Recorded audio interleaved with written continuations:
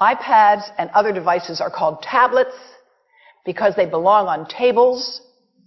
They are tested 20 centimeters away from that big guy that I showed you before.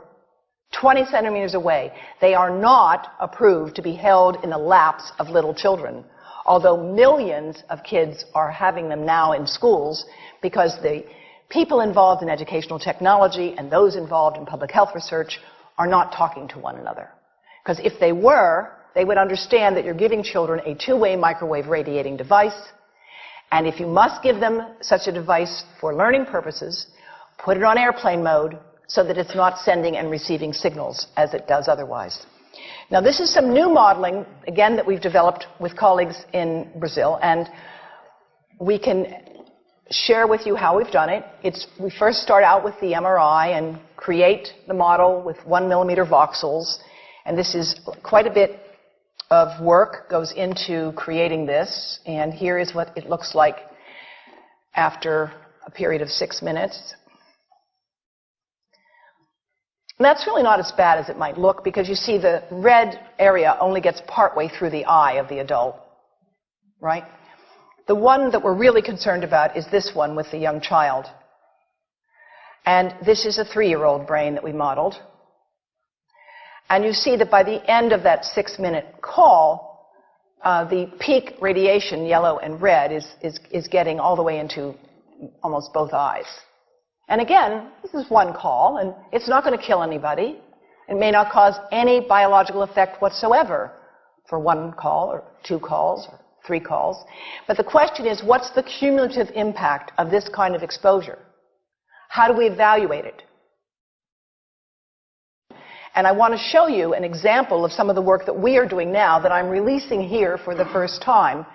And this is a modeled microwave radiation dose of a 6-year-old with greater levels to the frontal and temporal lobes, eyes and cheek. And watch this here. Now, yellow, white, and red are the hottest, all right? And if you look carefully, you will see it's going into the eye, the nose. Do it again, just so you'll get to see it. And partly into the brainstem. Now, that's just showing you that there's going to be some exposure into that area of a young head. It doesn't tell you that there's any biological effect, right? Now, the next slide is going to show you something that might be of interest to students and faculty here.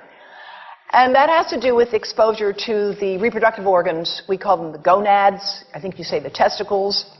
And bone marrow. And look here at the radiation as it gets into the groin area. And that's just from having a mobile phone modeled into the pocket. And this, again, is based on a normalized SAR with a dipole antenna. Now, the breast. The breast is mostly fat, contains a lot of fluid. Things that contain fat and fluid cook faster in the microwave oven. Now, a cell phone can't cook anything, all right? Mobile phones do not pop popcorn. That was a fraud. They don't make any heat that we know of, otherwise they wouldn't be permitted.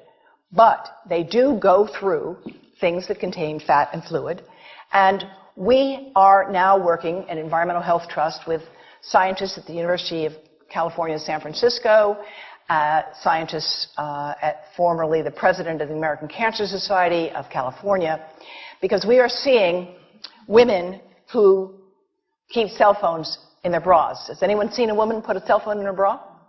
Hands up, please.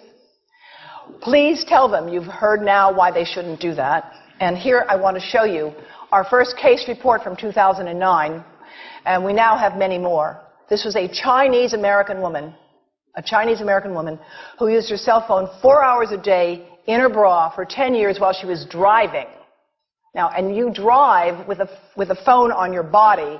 The phone is smart. It's going to go from one tower to another, and it's going to say, here I am, where are you, here I am. And it's going to be going to max power each time it moves from one cell tower to another.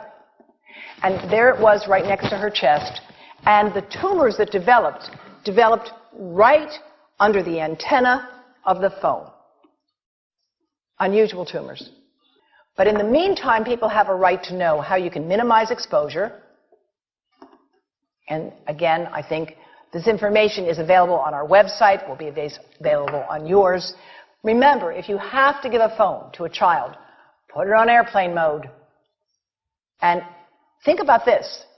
That microwave oven, it works because there's a metal box around the microwave signal, and the signal pings all over the place. Next time you get into an elevator or a train for any length of time, put your phone on airplane mode. Otherwise, that signal is going all over the place, magnifying and coming back. Keep the mobile phone away from you when it's on and you are asleep. Now, it takes a village to do a lot of things. These are some of the people whose materials I've used today with their permission, and I can't read this list to you, but I want you to know that I feel really honored to be working with some of the most talented people in the world on this issue.